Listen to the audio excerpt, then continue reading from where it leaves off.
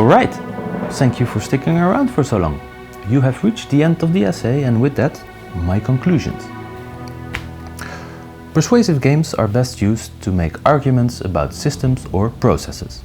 When I was looking for a good subject to make a game about, most didn't really work because they weren't about the process and/or I wanted to make too specific of a point.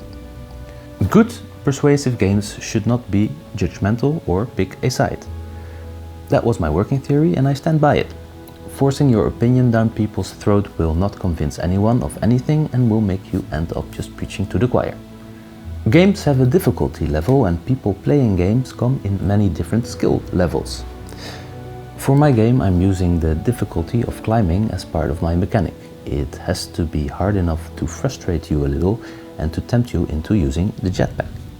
That's part of the point I want to make. But difficulty is super subjective, so in the end I had to pick a target audience and I started saying it was made for casual gamers. September 12th subverts this really smartly by having the penny drop as soon as you try playing it, and so could be played and understood by a much broader audience. But if you want to make a longer persuasive game and play with challenges and mechanics, you're probably going to narrow your target audience.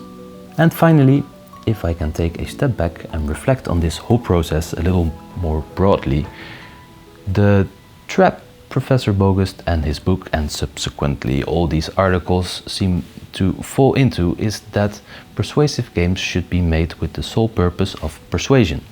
And I guess that is fine, but games take ages to make and get right, so if you want to shake people up and make them think critically and hard about stuff with a game, you better get ready for the long haul and to really put your heart into it.